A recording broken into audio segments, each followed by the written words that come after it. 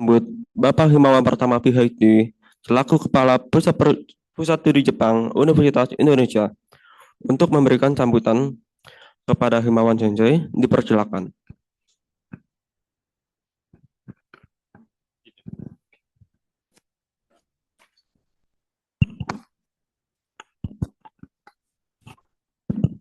Selamat siang, Assalamualaikum warahmatullahi wabarakatuh. Minasan konnichiwa. Selamat datang di Pusat Studi Jepang Universitas Indonesia. Hari ini kita kembali lagi berkumpul dalam acara bulan Ibuki. Ini adalah acara, oh makanya di atasnya tuh ada ini, ada cara bacanya tapi dalam katakana, Ibuki. Ini adalah kelanjutan dari serial book review kami sebelumnya yang dimulai dari tahun 2023, dikasih nama Kutu Buku. Nah, per 2025 ini kami rebrand namanya Ibuki untuk meluaskan cakupannya. Biasanya kami bahas buku-buku terkait humaniora ya. Nah, dalam semangat tersebut, kami sangat senang bahwa hari ini buku yang masuk dalam ranah hubungan internasional bisa dibahas. Buku yang akan dibahas adalah seperti Faris tadi sudah sampaikan, berjudul The Adelphi Series Evaluating Japan's New Grand Strategy, karya dari Robert Ward. Bukunya cukup baru, diterbitkan 2025, dan untuk membahasnya kami sangat bahagia karena Bapak Sofwan Albana Khoiruzat, PhD dari Departemen Hubungan Internasional, Fakultas Ilmu Sosial dan Ilmu Politik UI, berkenan hadir. Biasanya saya panggil Mas Sofwan ya. Mas Sofwan ini sebenarnya adalah senior saya di asrama UI dulu. Jadi sama-sama anak daerah pada masanya. Dan beliau tuh mentor saya dari saya awal di UI. Jadi sangat secara personal sangat senang bisa menyambut Mas Sofwan di sini. Terima kasih Mas Sofwan. Jadi hari ini Bapak Ibu rekan-rekan sekalian, terima kasih sudah berkenan hadir. Kita akan mulai kegiatan dengan pemaparan mengenai buku ini dari Pak Sofwan, bagaimana pembacaan interpretasi beliau terhadap buku ini, dan setelah itu kami mengundang partisipasi aktif dari Bapak Ibu sekalian dalam diskusi. Biasanya sih Mas Sofwan ini akan ngalor ngidul yang sebetulnya itu ditunggu karena diskusinya akan meluas dan akan jadi engaging. Demikian. Mas Sofwan, sekali lagi terima kasih. Bapak Ibu, selamat menikmati. Mari kita berdiskusi bersama. Terima kasih.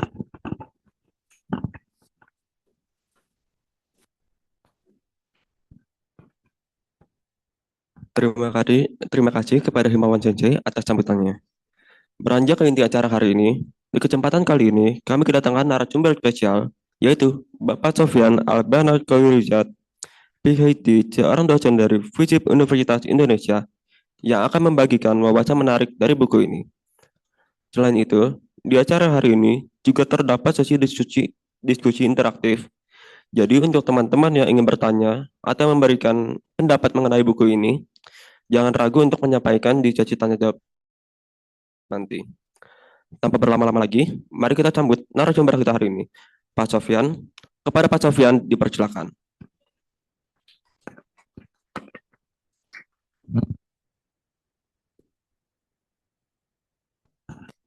Terima kasih. Minasan konnichiwa. Assalamualaikum warahmatullahi wabarakatuh. Senang sekali hari ini bisa bergabung dengan rekan-rekan dan Bapak Ibu sekalian,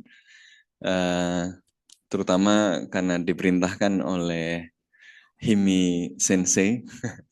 Saya dulu waktu di Jepang, kalau ke Tokyo mampirnya ke tempatnya Himi-san karena sama-sama mahasiswa, beasiswanya agak terbatas. Jadi kita menebeng waktu itu Tokyo Tree kayaknya baru baru berdiri ya. Sky Tree, Tokyo Sky Tree. Jadi kebetulan ada menang hadiah lomba esai dari McKinsey Japan, juara 2, ngambil iPad pertama kali itu iPad 2. Nah, itu cuma bisa diambil karena Masimi memberikan tebengan di Apatonya di Tokyo. Ya, hari ini senang sekali juga bertemu Mbak Santi, Bapak Ibu sekalian, dengan komunitas pengkaji Jepang. Ini menurut saya kesempatan yang penting dan harus lebih sering, karena di zaman ketegangan geopolitik hari ini, Jepang yang merupakan salah satu negara yang memiliki hubungan paling erat dan intensif dengan Indonesia, ini kadang-kadang hilang dari peta diskusi kita, gitu ya. Karena di zaman yang ditandai dengan great power rivalry, orang nengoknya ke Amerika Serikat atau ke Cina. Dengan Jepang seringkali kemudian menjadi aktor yang taken for granted dan kemudian mendapatkan perhatian yang relatif lebih sedikit.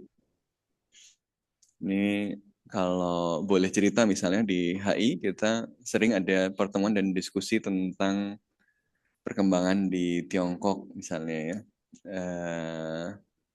Tapi di kajian Jepang sendiri rasanya kita jarang kumpul ya. Setidaknya yang dari HI atau FISIP tuh kayaknya jarang berkumpul dengan teman-teman yang pengkaji Jepang. Mungkin setelah ini semoga kita bisa buat lebih sistematis, lebih rutin ya. Karena bagaimanapun Jepang tetap aktor yang penting dan kalau kita baca buku ini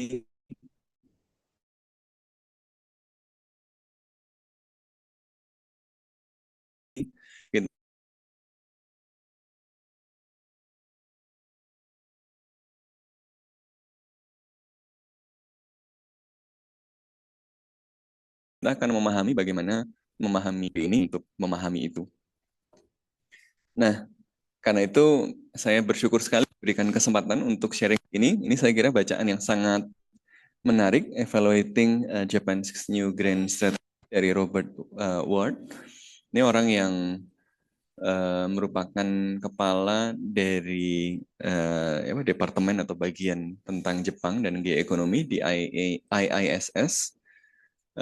Dia juga sudah lama sekali di Jepang ya, di Japan Bond dari tahun 1980-an ya, 89 kalau nggak salah.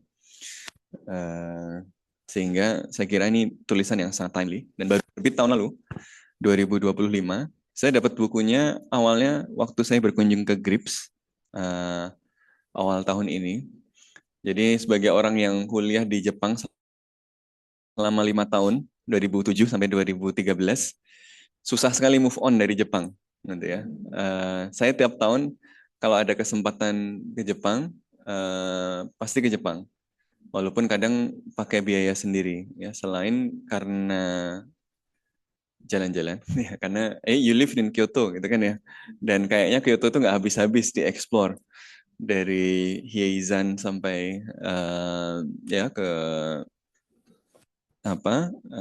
Uji gitu ya, semuanya tempat yang sangat menarik gitu ya dan rasanya kalau tidak ke Kinkakuji atau Ginkakuji atau Ryoanji setiap tahun belum selesai tahun itu gitu. Jadi ya karena kebetulan dulu saya tinggal di Kyoto, itu di area Ryoanji ada taman batu yang sangat menarik dan very interesting place. Nah, tahun ini saya punya kesempatan main ke GRIPS karena kami sedang ada penelitian bersama dengan teman-teman GRIPS tentang konvergensi dan divergensi kepentingan Indonesia dan Jepang. Dan dalam kesempatan itu kami ngobrolin buku ini dan ini menarik ya, tapi kayaknya masih agak jarang dibahas di Indonesia. Kemarin makanya pas ditanya mau buku apa, Mas Sofan, ini kayaknya menarik buku ini kalau kita bahas. Jadi mohon izin ini kira-kira bacaan subjektif saya dari buku ini, nanti semoga kita bisa diskusikan. Kita boleh lanjut lagi.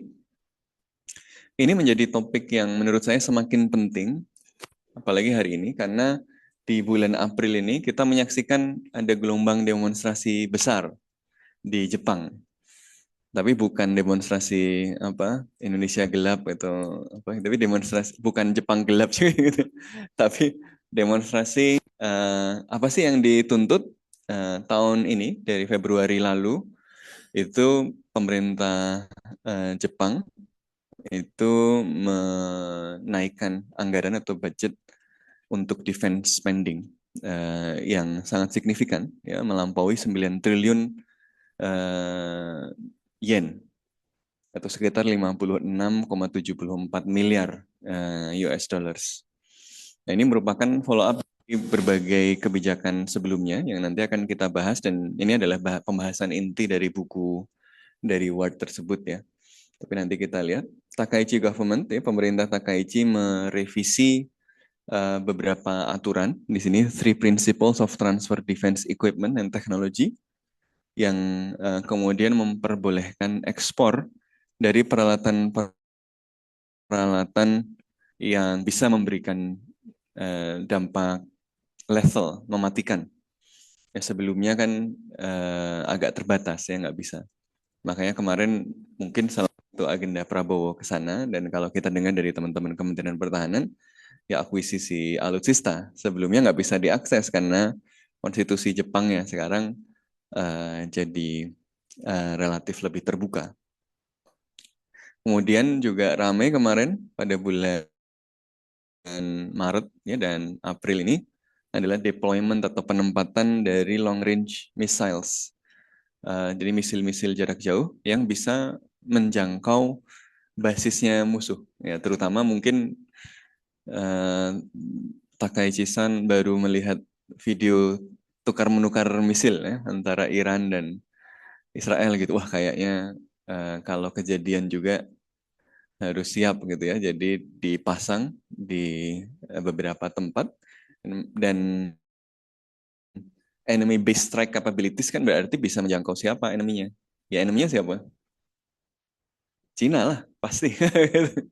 Jadi karena itu, ya inilah problemnya nanti kemudian kan dalam hubungan internasional, security dilemma. Anda bersiap untuk kemudian menghadapi musuh, musuh melihat persiapan Anda sebagai ancaman untuk dia. Dan dia jadi melihat Anda sebagai ancaman, dia bersiap lagi, Anda melihat dia sebagai ancaman lagi. Nah, itu jadi security dilemma yang kemudian berisiko kalau tidak terkendali jadi perang betulan, gitu kan.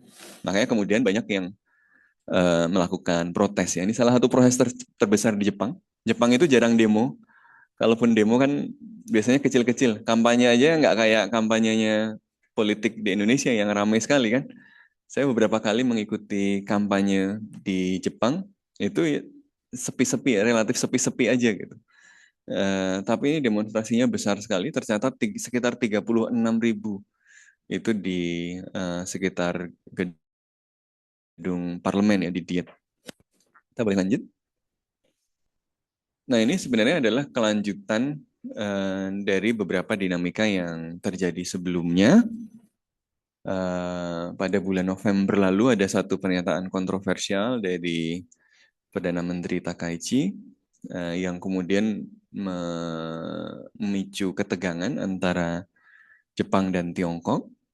Tapi kita lihat bahwa momentum itu dimanfaatkan dengan baik oleh Perdana Menteri Takaichi, ya. Dia bertaruh, dia membubarkan parlemen, pemilu lagi. Tapi setelah pemilu kita lihat, ini kan pernyataannya, ya, if it involves the use of warships and exercise of force, it would by any measure constitute a survival threatening situation. Kalau dia survival threatening berarti kan responnya eksistensial. Jepang biasanya agak berhati-hati untuk menggunakan istilah ini. Ini responnya keras dari Tiongkok, termasuk kemudian membatasi impor, ya, ekspor beberapa barang penting buat Jepang, ya. Tapi ternyata moodnya publik memang lagi pengen perang kali ya. Moodnya publik ya di tengah anxiety, ketegangan geopolitik ini ternyata dukungan pada pemerintah malah justru menguat. Ini sebelum pemilu itu pemerintah sebenarnya dominasinya sangat terbatas ya. Kalau kita lihat LDP cuma 196 kursi, dengan koalisinya saja masih kemudian belum memegang dominasi yang firm di parlemen. Tapi setelah pemilu ini dominasinya ya mutlak gitu di parlemen, memberikannya ruang untuk kemudian melakukan berbagai perubahan kebijakan yang signifikan. Jadi taruhannya terjadi, berhasil. Ya, dia bertaruh bahwa dengan membubarkan parlemen, pemilu lagi, dan ternyata hasilnya mungkin lebih baik daripada yang diperkirakan. Tapi ini kemudian memunculkan risiko tadi, karena dia kemudian mengontrol parlemen dengan tidak tergantung pada kekuatan lain, dia bisa push agenda-agenda kebijakan, termasuk kalau dia mau reform di sektor security-nya, mengembalikan Jepang menjadi normal country, gitu ya. Sekarang kan nggak normal karena konstitusi kan membuat Jepang menjadi negara yang dikonstrain kapasitas keamanannya kan. Kita boleh lanjut lagi. Nah, karena itu menjadi penting untuk baca buku ini. Ini Pak Robert Ward, Japan Chair and Director of Geoeconomics and Strategy di ISS, ya, dan sudah lama tinggal di Jepang. Jadi mungkin kita bisa, meskipun dia eksternal ya, orang dari luar, tetapi koneksi dengan orang-orang Jepang, dengan policy makers di Jepang cukup lumayan gitu. Kita boleh lanjut. Argumen utama dari buku ini apa saja sih? Ada beberapa hal, tapi ini argumen utamanya bahwa pada tahun 2020-an itu terjadi Grand Strategic Watershed. Ada perubahan radikal di dalam kebijakan strategis Jepang. Dan ini bukan cuma policy change, ini adalah perubahan yang sangat mendasar, karena yang berubah adalah grand strategy, grand strategic watershed. Dari yang dia bilang, argumen utama dalam buku ini adalah Jepang itu kemudian sudah keluar dari doktrin Yoshida atau Yoshida Doctrine yang selama ini menjadi kerangka berpikir dalam mengelola keamanan Jepang. Nah, ini ditandai terutama dengan 3 dokumen utama pada tahun 2022, tapi 3 dokumen ini nggak muncul tiba-tiba. Nanti kita lihat bagaimana proses untuk merevisinya ini sudah terjadi cukup lama ya. Pertama, National Security Strategy, National Defense Strategy, dan Defense Program. Ini disebut sebagai 3 security documents yang kemudian menandai Grand Strategic Watershed ini. Apa sih terjadi ya tadi? Yoshida Doctrine yang selama ini menjadi framework di dalam mengelola keamanannya Jepang itu ditinggalkan dan masuk ke dalam konsep baru yang lebih proaktif dan multidimensional. Makanya nanti kita akan mengenal konsep seperti economic security, active cyber defense. Ini hal-hal yang menarik. Misalnya kita juga melihat selama ini kan namanya self defense force, ya, dia self defense. Sekarang dalam dokumen-dokumen itu menyebut kapasitas untuk memproyeksikan kekuatan. Jadi untuk menghancurkan ancaman lebih awal dan lebih jauh. Jadi nggak perlu datang sampai di Jepang dulu. Ancamannya masih di military base-nya, bisa dihancurkan dulu. Jadi lebih proaktif. Jadi Jepang itu kemudian kalau bahasanya taking primary responsibilities rather than relying on US guarantees. Nanti kita lihat penjelasannya kenapa ada faktor bahwa tentu rise of China penting. Ada faktor juga ketidakpercayaan pada jaminan keamanan Amerika Serikat ini bisa dipegang atau nggak sih gitu kan. Terus ya mending kita jamin sendiri juga dan seterusnya. Nah, lalu ini punya konsekuensi sudah diletakkan pada periode ini bahwa defense budgetnya itu mau dikejar sampai 2% di GDP. Nah, ini akan meningkatkan defense spending Jepang dari nomor 8 sedunia jadi nomor 5. Lalu Jepang di Grand Strategy baru ini membangun dirinya, mengidealkan dirinya sebagai sebuah comprehensive power, ya, sebuah kekuatan yang menyeluruh, kekuatan yang makanya tidak hanya militer defense ini, nanti ada hubungannya dengan economic security, cyber dan seterusnya. Nah, kita boleh lanjut lagi. Nah, untuk memahami argumen utama ini, kan argumen utamanya Jepang ini geser nih dari Yoshida Doctrine ke sebuah grand strategy baru yang lebih aktif, lebih proaktif, lebih multidimensional, komprehensif ya, yang tidak bergantung kepada Amerika Serikat, tapi Jepang sebagai punya primary responsibility untuk keamanannya sendiri. Berarti kita harus paham dulu apa sih Yoshida Doctrine. Yoshida ini adalah Perdana Menteri Jepang pasca perang. Waktu itu ada perdebatan di Jepang, terutama antara kelompok-kelompok sayap kiri. Dulu sayap kirinya masih lumayan kuat sebelum dihabisi tahun 70-an ya. Termasuk basisnya dulu di Kyoto. Jadi kalau dengar cerita dari teman-teman Kyoto University yang senior, itu kan ada banyak kekerasan juga di kampus dulu. Nah, Kyoto itu makanya sekarang ini salah satu tempat yang jadi basis Yakuza ketiga kayaknya yang besar kan? Kan yang besar Kobe, kemudian Yamaguchi-gumi, kemudian Tokyo, yang ketiga katanya Kyoto. Tapi itu topik lain. Nah, Honda Sensei kayaknya dulu pernah penelitian soal Yakuza sedikit, jadi agak diajak-ajak. Anyway,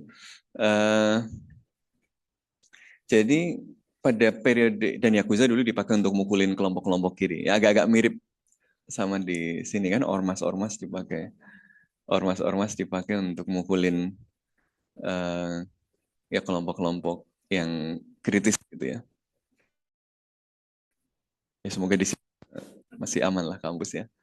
Nah, political right sama political left ini ribut karena posisi pasca perang itu kan menentukan dia hubungannya sama Amerika kayak apa. Kalau yang right kan sebenarnya masih pengen Jepang punya otonomi, tapi dia harus menerima realitas bahwa Jepang itu udah kalah perang, gitu ya. Jadi dia menghendaki otonomi dalam defense, tetapi dalam parameter-parameter US-Japan Security Alliance. Kalau yang kiri, ya kan Amerika Serikat blok Barat, musuhnya, berarti harus dilawan. Dan Partai Komunis Jepang itu adalah sampai sekarang itu partai komunis terbesar di dunia yang tidak memerintah. Karena PKI udah nggak ada di Indonesia gitu kan. Kalau PKI masih ada PKI. Tapi sekarang partai komunis terbesar yang tidak yang di luar pemerintahan itu Jepang. Ada posko-poskonya tuh kalau di beberapa tempat di Kyoto. Kyoto salah satu tempat yang banyak komunis ya. Karena nggak suka sama Tokyo. Nah, Nah, dari perdebatan ini, Pak Yoshida ini kemudian menawarkan kompromi, ya akhirnya disepakati bahwa oke, yang disepakati adalah Jepang itu konsensusnya adalah rely on US untuk defense-nya. Udahlah kita outsource saja defense-nya ke Amerika Serikat. Bukan berarti dia nggak mau Jepang yang kuat, tapi bahasa dia adalah harus commensurate to national power. Jepang itu harus membela dirinya, tapi sesuai dengan kapasitas nasionalnya. Dan buktinya waktu itu memang lagi lemah karena habis kalah perang kan. Berarti ya kemudian dalam Japan-US Alliance tadi, posturnya low posture, low profile, jangan ya. Apalagi waktu itu mungkin takut Jepang kan. Karena Jepang habis jadi kekuatan imperial gitu. Jadi orang masih trauma, kita lay low dulu deh gitu. kelihatan galak di mana-mana gitu ya. Bahkan udah low profile pun tahun 50-an di Indonesia orang masih khawatir soal remilitarisasi Jepang itu sampai tahun 1970-an. Malah itu retorikanya masih ada soal imperialisme Jepang itu. Jadi sudah lay low pun orang masih punya memori kolektif itu. Baru nanti ada Fukuda Doktrin itu yang eh, banyak mengubah citra Jepang ya. Jadi kalau di survei-survei kita sekarang Jepang itu paling dipercaya, the most trusted. Ya, kebetulan saya kemarin eh, ikut buat survei. Kami bukan survei tiap tahun tentang ASEAN Dialogue Partners. Jepang itu selalu nomor satu untuk the most trusted partner. Tapi ini kan bukan sesuatu yang given. Nah, dulu ditakuti gitu. Jadi karena lay low dan kemudian heart to heart diplomasi dari Fukuda Doktrin itulah citra itu kemudian bisa berubah. Lalu fokus on economic growth. Jadi ini khusus di Yoshida Doktrin adalah keamanannya ke Amerika Serikat, posturnya jangan kelihatan terlalu menonjol. Kemudian yang ketiga fokus saja di ekonomi. Gitu. Setidaknya dalam jangka pendek. Nah, makanya sampai kemudian ini penasehat Amerika Serikat, Zbigniew Brzezinski, dia mengatakan bahwa Jepang itu protektorat keamanan Amerika Serikat. Karena bahkan perjanjian US Japan Security Alliance-nya itu lebih unik relasinya daripada NATO atau bahkan sama Filipina. Kalau di Filipina itu, kalau Filipina diserang, Amerika Serikat belain. Kalau Amerika Serikat diserang, Filipina juga harus ikut bantuin. Kalau di Jepang enggak. Kalau Jepang diserang, Amerika Serikat bantuin. Tapi kalau Amerika Serikat diserang, Jepang nggak perlu bantuin. Jadi, walaupun de facto pasti diminta gitu ya. Tapi di perjanjiannya itu, ya kesannya memang asimetris. Kalau di versi awal lebih asimetris lagi. Di versi 1951 itu malah military base Amerika Serikat mempertahankan military base, tapi Amerika Serikat nggak punya kewajiban membela Jepang. Nanti direvisi tahun 1960. Kita boleh lanjut. Nah ini kalau kita lihat timelinenya, tapi terlalu kecil ya. Bagaimana kemudian dari Yoshida Doktrin ini kita melihat bahwa perubahan ini nggak datang tiba-tiba, walaupun dia watershed. Sebenarnya perubahannya itu sudah diupayakan cukup lama. Karena orang-orang terutama tadi kan Yoshida Doktrin itu kan hasil dari kompromi sayap kanan dan sayap kirinya itu kan yang ditawarkan oleh Yoshida ketika kemudian ada kesempatan karena konteks politik internasional berubah, kelompok-kelompok yang berpengaruh itu kemudian mendorong perubahan pemaknaannya. Nah ini misalnya, ini kalau kita lihat di timeline, kan dia diawali frameworknya dari perjanjian San Francisco. Ini perjanjian restorasi hubungan antara Jepang dengan negara-negara sekutu. Jepang tadinya kan dianggap sebagai penjahat yang kemudian ditundukkan dalam occupation. Tapi kemudian Amerika Serikat butuh Jepang karena menghadapi siapa? Soviet dan Cina. Jepang kemudian dijadikan bulwark against communism kan. Untuk jadi bulwark dia harus cukup kuat, tapi jangan terlalu kuat sehingga dia jadi kekuatan militer lagi. Makanya frameworknya di perjanjian San Francisco ini. Ngomong-ngomong soal perjanjian San Francisco, Indonesia ikut datang tuh Perdana Menteri Sukiman ya, dari Masyumi. Jadi koalisinya dulu Masyumi sama PNI. Koalisi Abang Hijau. Masyumi sama PNI berangkat ke Jepang, ke San Francisco, tapi pulang itu dapat kritik yang sangat keras karena loh Indonesia berarti udah nggak bebas aktif. Karena Indonesia berarti dengan ikut San Francisco kan mendekat ke kelompok sekutu, berarti ke blok barat. Nanti Sukiman akhirnya jatuh. Jadi kabinet ini jatuh karena bahkan dikritik dari dalam Masyumi sendiri dan dari PNI sendiri. Jadi partai koalisinya kan dua tuh, Masyumi sama PNI. Sukiman berangkat, yang nyerang nggak cuma PKI dan faksi-faksi kiri, ya Masyumi dan dan PNI juga ikut menyerang. Nah, ini ada beberapa cerita soal ini di tulisan saya yang poco-poco itu. Nanti bisa dilihat. Eh, jadi di San Francisco ini jadi dasar, kemudian ada US-Japan Security Treaty. Nah, ini secara praktis dia mengakhiri okupasi atau pendudukan Amerika Serikat di Jepang, tapi Jepang kemudian jadi bulwarknya blok Barat untuk menghadapi komunisme, dan kemudian ada security, ini kurang S, Japan-US Security Alliance. Pada tahun 1954, Jepang kemudian mendirikan JETAI, ya, Self Defense Forces. Diatur kan di dalam konstitusinya bahwa nggak boleh ada militer, tapi kemudian dimainkan kalau begitu terminologinya bukan angkatan perang, bukan militer, terminologinya adalah self defense untuk membela diri. Kita tidak dilarang untuk membela diri, jadi self defense forces yang kemudian dibentuk angkatan darat, angkatan laut, dan ya tapi bahasanya bukan angkatan darat, angkatan laut, tapi ground, maritime, dan air self defense forces. Ini permainan semantik gitu ya.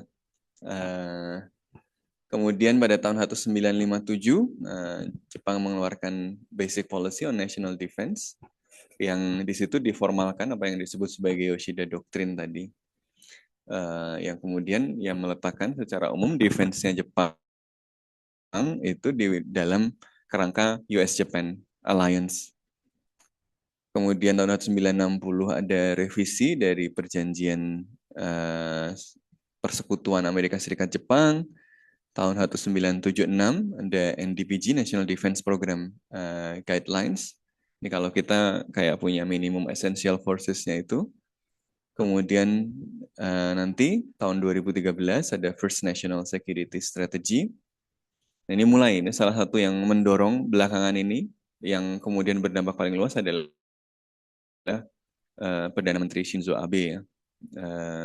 Dia juga kan yang memperkenalkan Indo-Pacific Confluence of the Two Seas, yang kemudian memperkenalkan reinterpretasi dari artikel 9 kan juga AB.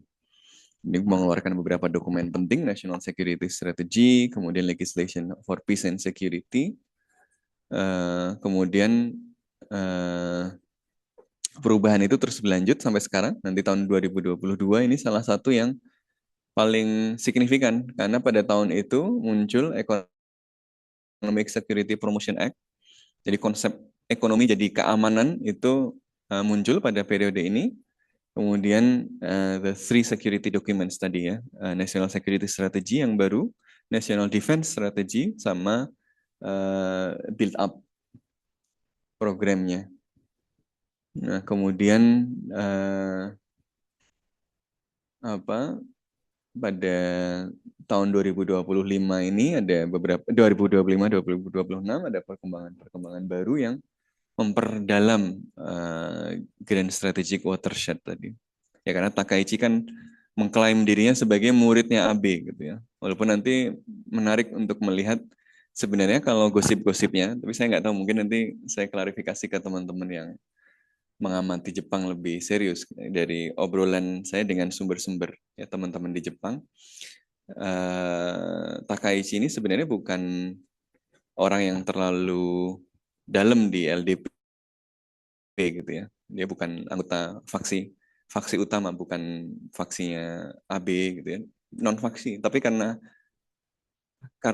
kasus pembunuhan Shinzo Abe beberapa waktu yang lalu, itu ada pukulan juga di internal LDP yang kemudian membuat faksi-faksi ini jadi melemah dan nggak ada yang mau itu, sehingga yang naik malah Takaichi yang non faksional. Kemudian kita boleh lanjut.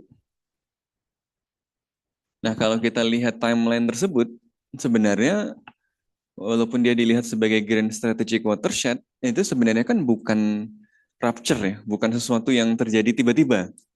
Dia terjadi melalui proses panjang. Kenapa? Karena banyak Perdana Menteri itu sebenarnya sudah pengen mengubah, walaupun baru kemudian terjadi perubahan signifikannya dalam beberapa tahun terakhir ini, karena AB yang sangat kuat, kemudian juga ancaman Cina yang lebih visible gitu ya.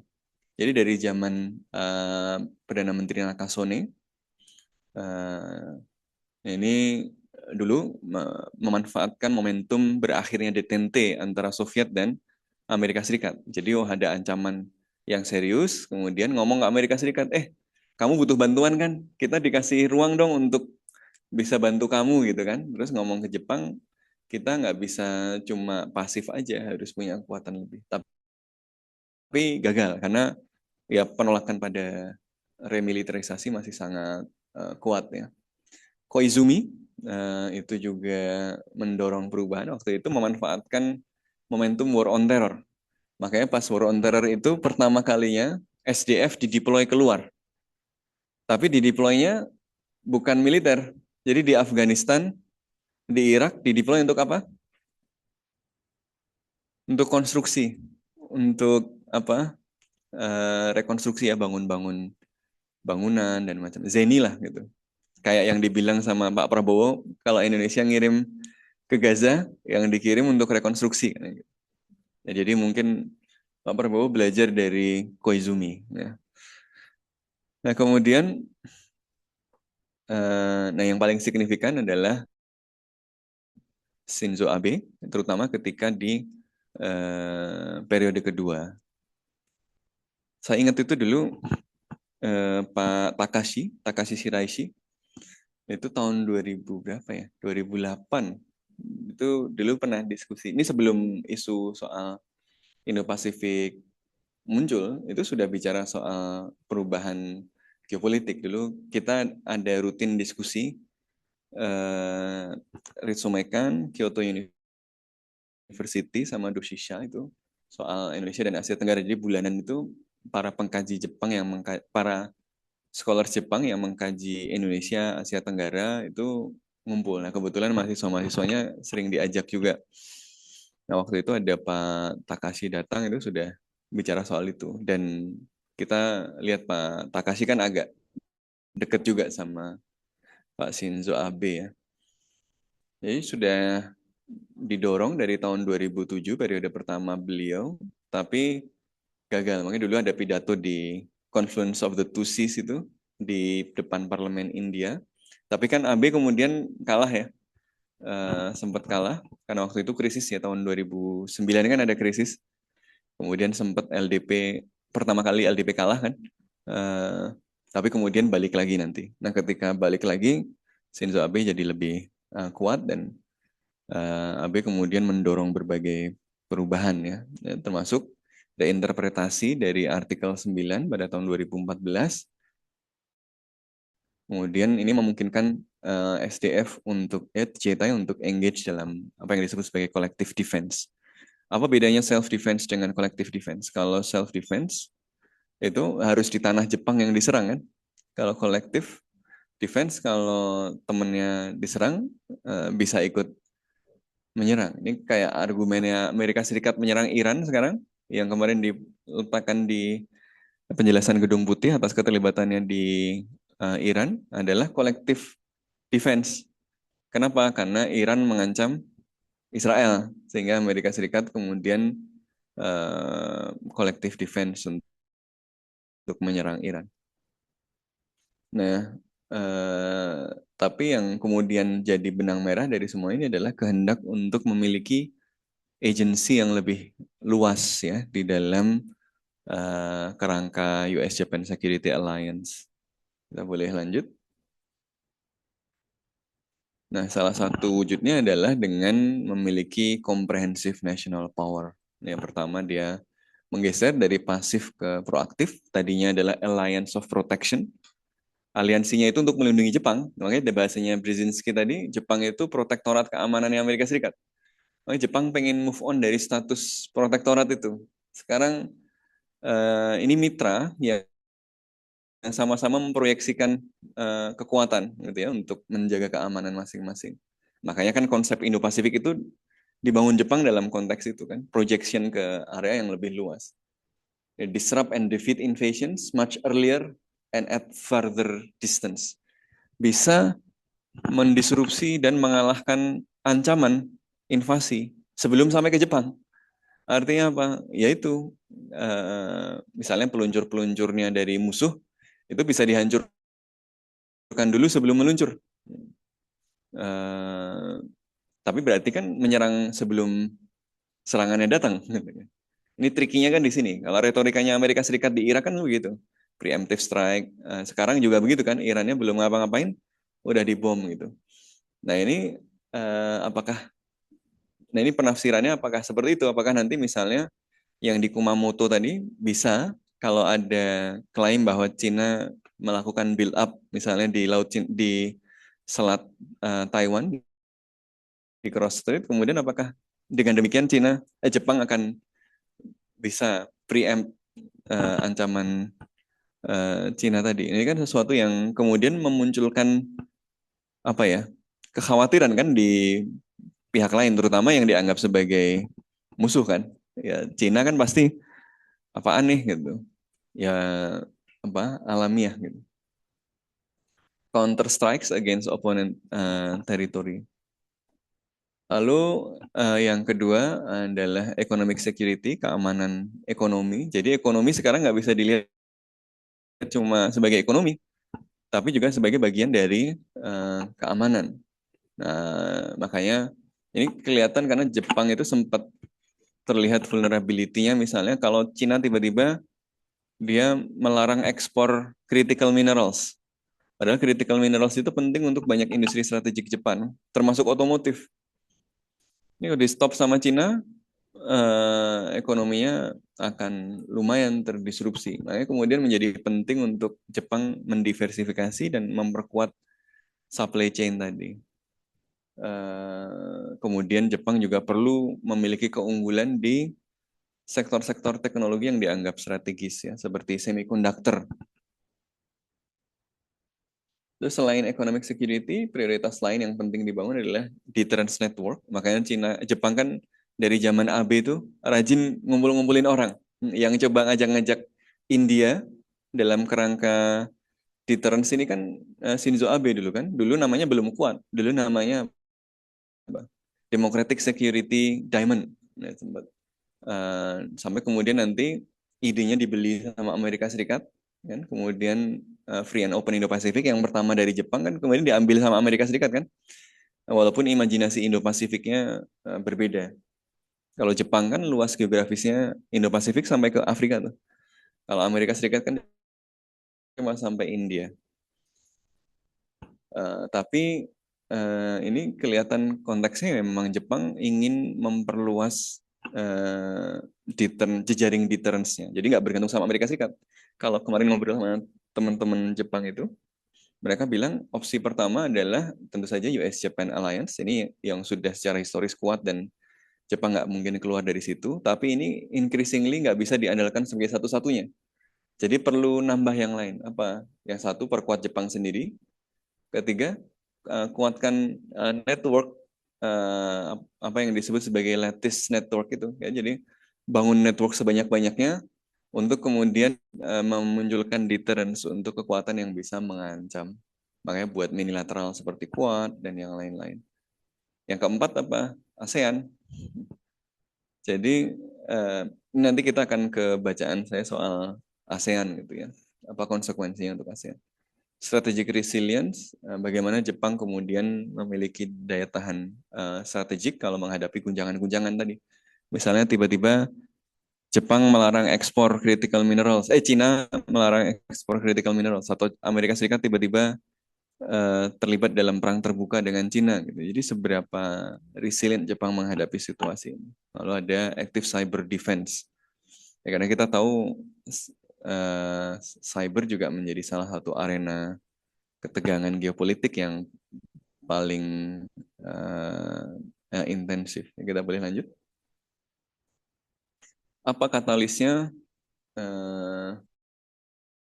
Ya setidaknya ada beberapa di sini yang dibahas. Pertama, perubahan global tentu saja, rise of China, it's obvious. Dulu tahun 2010, ini zaman AB ya. Ini zaman oposisi kan. Temporary curb on export of rare earth itu kemudian berdampak karena ribut soal Senkaku, Jepang kemudian nggak bisa dapat akses rare earth. Ini menunjukkan, membuat Jepang sadar bahwa kita ini punya banyak vulnerability loh. Karena ternyata banyak hal yang bisa dilakukan oleh Cina dengan cepat itu langsung memukul Jepang, walaupun tentu memukul Cina juga.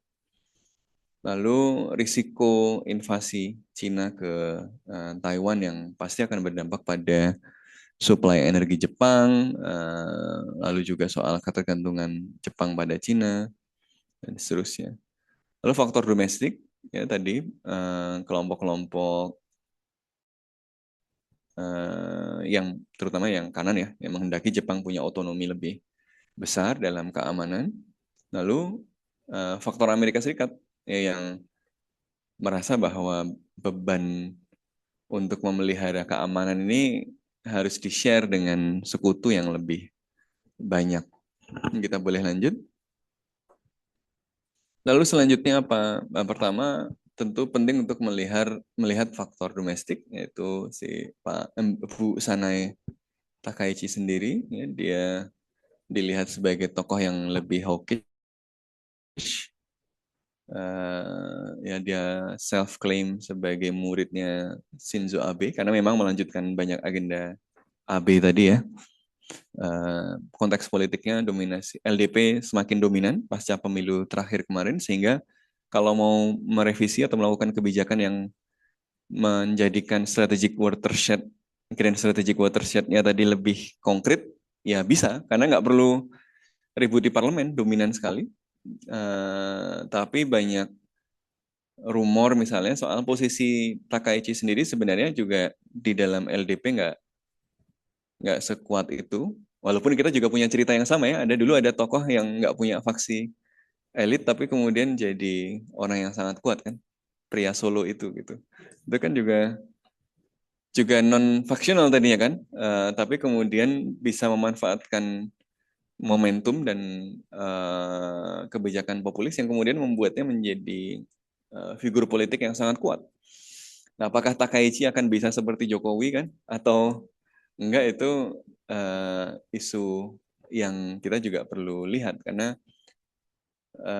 kalau baca berita-berita, sayangnya saya belum terlalu lancar kalau baca kanji. Jadi kalau nanti bisa kerjasama sama teman-teman eh, kajian Jepang lebih lebih bisa mantau. Saya sekarang mantaunya yang versi-versi Inggris atau ngobrol sama teman-teman Jepang.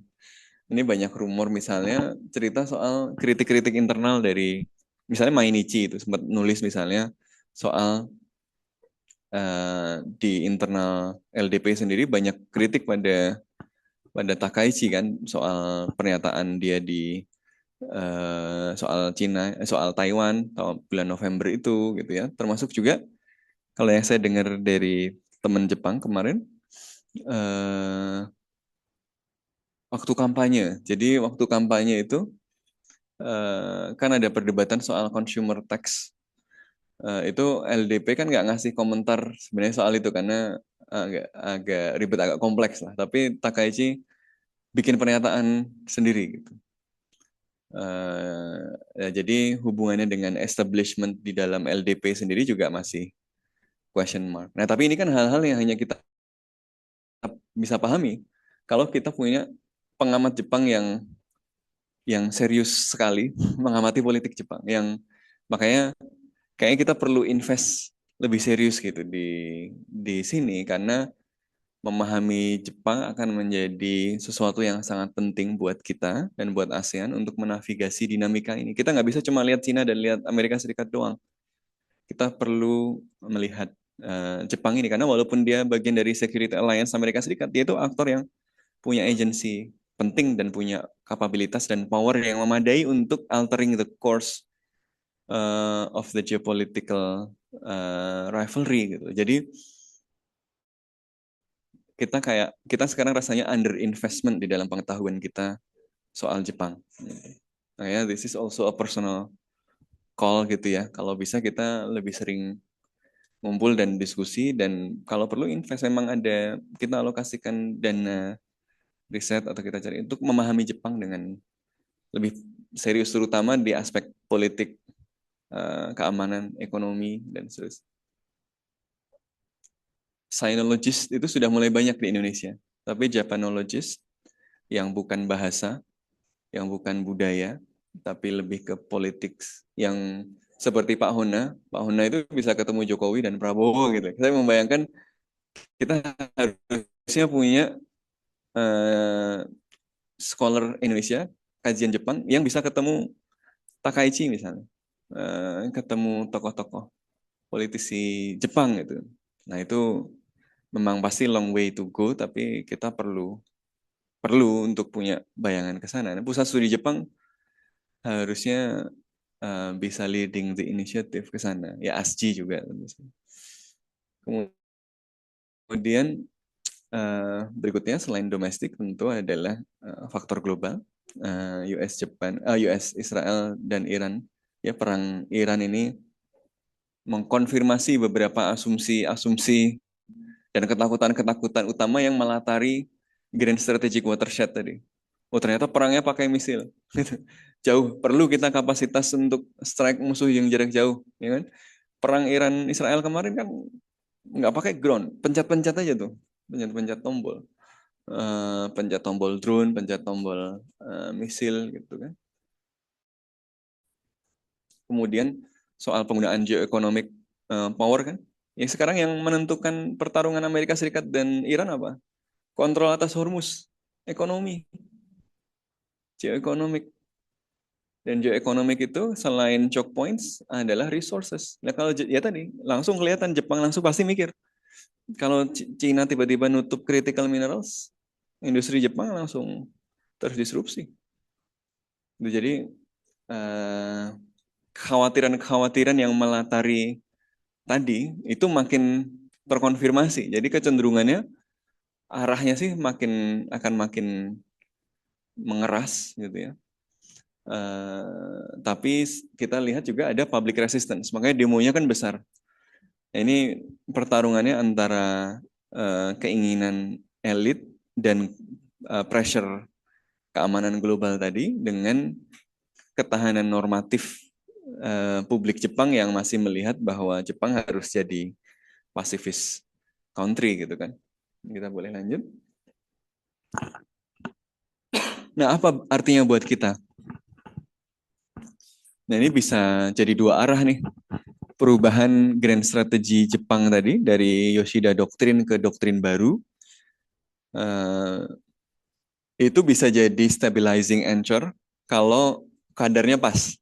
Ya kalau kadarnya pas, kita punya Jepang yang lebih kuat, jadi kita tidak perlu tergantung pada Amerika Serikat untuk nakut-nakutin Cina. Sehingga Cina nggak bisa sembarangan, tapi juga kita tidak tergantung sama Amerika Serikat. Jadi bisa jadi kekuatan stabilisator dengan adanya Jepang yang lebih kuat. Karena ASEAN nggak mungkin kuat menghadapi Cina sendirian. Tapi dia juga nggak mau kalau yang masuk itu terlalu jauh Amerika Serikat. Dia nggak percaya juga sama Amerika Serikat. Karena Amerika Serikat di banyak tempat terbukti rese. Ya kan? Jadi yang sebenarnya Jepang ini opsi menarik gitu. Kalau Jepang bisa berperan lebih kuat, dalam kadar yang pas, ASEAN bisa nakut-nakuti Cina tanpa merusak hubungan ASEAN dengan Cina. Gitu kan. Jadi dia bisa jadi anchor of stability kalau kadarnya pas. Tapi kalau kadarnya nggak pas, dia jadi destabilizing force. Kalau Jepangnya kemudian rapidly militarizing, Cina menganggap itu sebagai ancaman, terprovokasi sebelum Jepang makin kuat, hajar dulu nih, gitu kan, ambil dulu Taiwan atau kemudian konflik-konflik lain. Wah berarti harus kontrol pada Laut Cina Selatan harus lebih establish karena takutnya nanti Selat Malaka bisa ditutup sama Amerika Serikat sama Jepang. Ya malah kemudian memicu konflik yang lebih besar. Kemudian buat Indonesia dan ASEAN juga dia bisa jadi perisai geoekonomi kan dengan salah satu alternatif diversifikasi untuk mengelola US-China decoupling. Jepang juga bisa memainkan peran untuk capacity building. Kita sudah punya misalnya official security assistance yang Jepang mungkin nggak bisa jual senjata langsung dulu, tapi bisa bantu Coast Guard dan seterusnya gitu kan yang juga align dengan kepentingan nasional negara-negara ASEAN untuk kontrol maritim misalnya. Tapi sekarang apalagi bisa weapons export. Tapi ini kan apa ya? walking on thin ice. Ini bisa oke, bisa jadi anchor of stability, tapi juga salah langkah sedikit jadi sumber kekacauan gitu. Disinilah kemudian ASEAN jadi penting. Ya tadi di dalam skema tadi kan Jepang membangun deterrence salah satunya dengan membangun network ya di kawasan dengan multilateral tadi. Nah, posisi ASEAN di mana?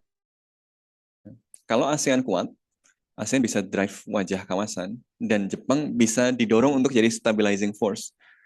Tapi kalau ASEAN-nya lemah, nggak jelas arahnya kemana, multilateralismenya lebih kuat, konfliknya lebih tegang, dan ASEAN akan terseret pada itu. Kita boleh lanjut? Jadi ini argumen saya dalam membaca, impresi saya ketika membaca buku ini, berarti ASEAN centrality itu semakin penting. ASEAN centrality itu adalah public goods, tidak hanya untuk ASEAN, tapi untuk kawasan dan bahkan untuk dunia. Karena kalau ASEAN-nya kuat, Jepang bisa memperkuat dirinya tanpa membuat Cina terlalu terprovokasi gitu. Kenapa? Karena ada broker stabilitasnya namanya ASEAN yang lebih kuat yang bisa jadi jembatan itu dan mengelola risiko konfliknya itu. Tapi ini butuh kepemimpinan Indonesia yang kuat di ASEAN. Karena ASEAN nggak bisa jalan kalau Indonesia nggak serius sama ASEAN. Problemnya sekarang, sampai sekarang kita masih nunggu visi ASEAN-nya Bapak Presiden Prabowo apa? Nggak ada. Belum kelihatan. Tentu kita mendukung Presiden memainkan peran global di mana-mana ya, tapi jangan lupa kawasannya jangan ditinggal, karena ini justru sesuatu yang sangat penting. Nah terakhir ya tadi, ini mumpung di sini ya, kita butuh more Japan specialist ya, khususnya untuk memahami ya inner workings of Japanese politics ya dan konsekuensinya pada geopolitik. Saya kira itu yang bisa saya sampaikan. Semoga ada manfaatnya. Terima kasih. Assalamualaikum warahmatullahi wabarakatuh.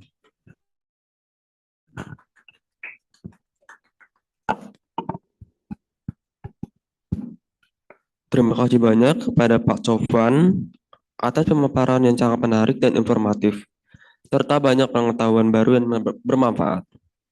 Sekarang kita masuk ke sesi tanya jawab. Untuk teman-teman yang ingin mengajukan pertanyaan, silakan mengangkat tangan atau menuliskan pertanyaannya di kolom chat bagi peserta yang ada di Zoom. Mohon menyebutkan nama serta pertanyaan yang ingin diajukan secara jelas. Terima kasih.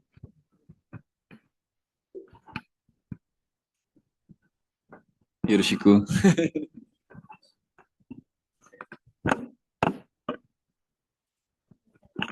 Silakan.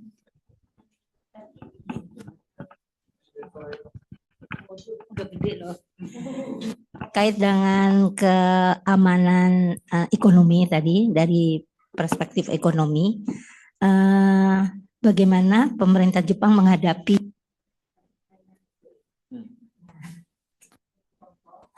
ada beberapa mundur. Contoh yang paling sebetulnya ini bahan baku yang inti ya, atau Osaka Steel kan tutup dia. Nah ini apakah memang perusahaan di Jepang itu bankrupt atau memang ini strategi dia untuk menjaga itu? Karena itu kan vital ya, untuk produk itu kan vital terhadap semua produksi di Jepang. Nah itu yang menjadi, saya lebih lihat dari ekonomi, karena beberapa perusahaan persaingan di otomotif segala macam itu industri seperti HP, naik Gojek, pulangnya baru naik Grab Karaku, bawa 1 bal. Oke, itu pertanyaan saya. Terima kasih. Langsung. Itu ya. Terima kasih, Mas Andi. Saya kira ini hal yang memang menjadi salah satu concern utama kan. Tadi salah satu alasan utama kenapa kemudian terjadi Grand Strategic Watershed tadi, karena Jepang melihat vulnerability-nya di dalam ekonominya Jepang tadi. Ya tadi kalau critical minerals yang sekarang didominasi oleh Cina itu di stop, ya berbagai industri strategik Jepang akan stop. Terus belakangan ini tadi disebut soal steel. Cina itu kan kemudian memang apa ya, seiring dengan industrialisasi di Cina yang sangat rapid dan size-nya yang sangat besar, dia itu kan kemudian menjadi memang memiliki produksi yang kapasitas produksi yang sangat besar, yang tidak semuanya terserap di dalam negeri Cina kan. Makanya kemudian banyak ekspansinya keluar ya, dan pasti jauh lebih murah dan kompetitif karena economic soft scale-nya tadi. Makanya kita lihat di banyak sektor Cina kemudian menjadi pemain yang utama kan, terutama misalnya ya tadi steel, kemudian di beberapa renewable seperti solar panel itu kan hampir 90%-nya 90% lebih mungkin ya itu Cina gitu ya. Makanya Azek kan mainnya hydro sama apa sih? Amonia, bukan solar panel karena solar panel sudah terlanjur dikuasai sama sama Cina gitu kan. Kemudian EV, ya Jepang apa mobil EV-nya kan nggak ada. EV-nya sekarang kita lihat semuanya Cina. BYD, apalagi Wuling ya dan macam-macam itu. Jadi memang di banyak sektor ya Cina itu inevitably adalah kekuatan yang semakin dominan gitu kan. Makanya yang kalau strateginya Jepang nggak mungkin compete sama Cina di semua tempat.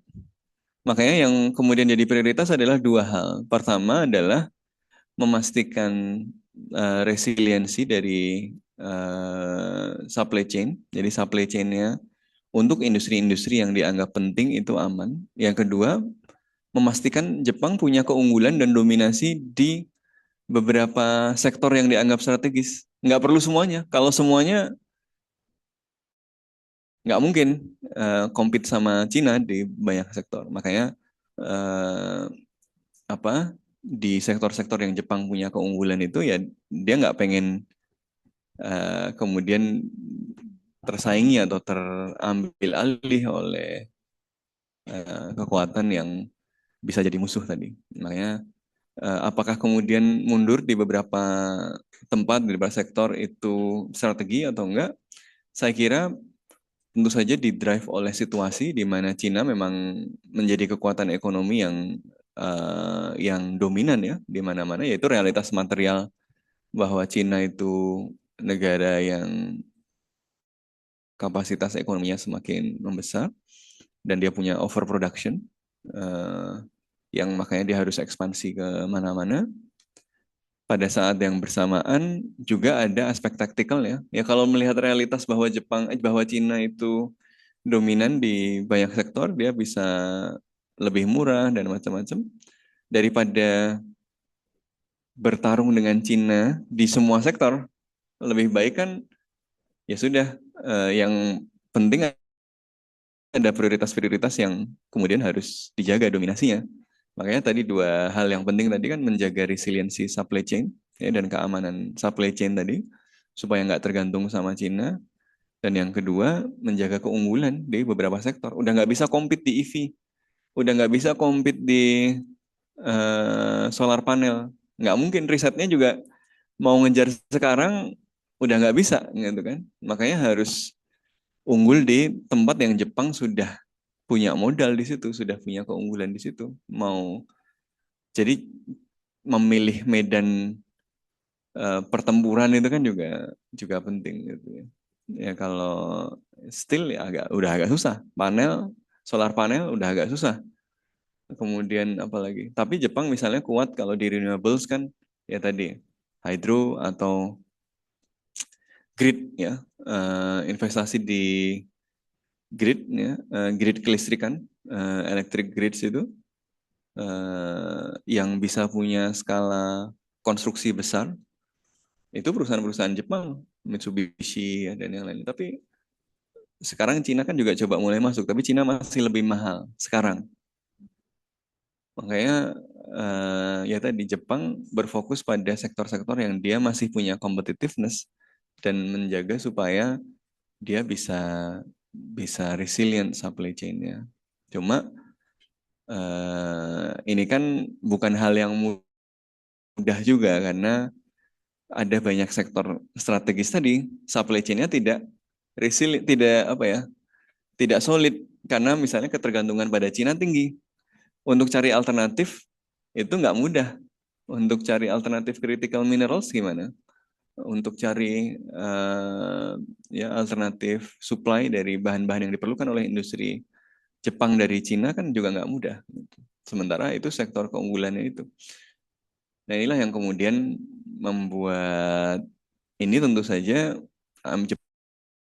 Jepang tidak bisa langsung putus hubungan atau decoupling dengan Cina kan. Makanya meskipun melihat Cina sebagai ancaman, posisi Jepang itu berbeda dengan Amerika Serikat.